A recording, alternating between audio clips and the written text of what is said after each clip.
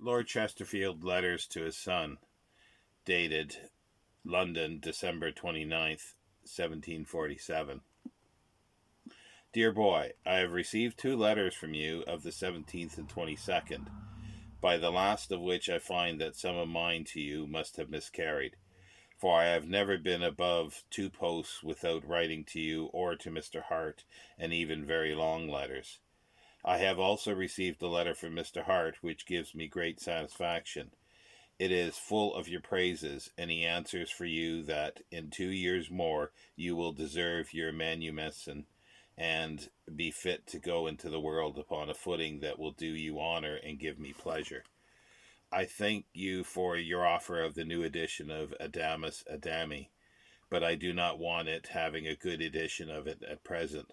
When you have read that, you will do well to follow it with Pierre Bogot's History de Traité de Munster in 2 volumes quarto, which contains many important antecedents, anecdotes concerning that famous treaty that are not in Adamus Adami. You tell me that your lectures upon Jus Publicum will be ended at Easter, but then I hope that Monsieur Mascow will begin them again, for I would not have you discontinue that study one day while you're at Leipzig. I suppose that Monsieur Mascow will likewise give you lectures upon the Instrumentium Passus and upon the capitulations of the late emperors. Your German will go on, of course, and I take it for granted that your stay at Leipzig will make you perfect master of that language, both as to speaking and writing. For remember that knowing any language imperfectly is very little better than not knowing it at all, people being as unwilling to speak in a language which they do not possess thoroughly as others are to hear them. Your thoughts are cramped and appear to great disadvantage in any language of which you are not perfect master. Let modern history share part of your time, and that always accompanied with maps of the places in question. Geography and history are very important separately, and, to be useful, must be joined.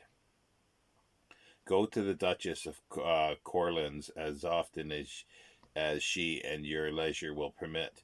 The company of women of fashion will improve your manners, though not your understanding, and that complaisance and politeness which are so useful in men's company can only be acquired in women's.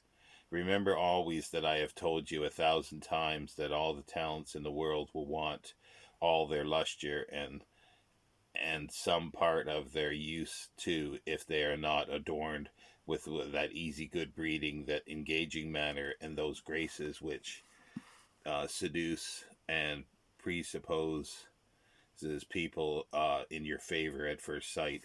A proper care of your person is by no means to be neglected. Always extremely clean, upon proper occasions fine.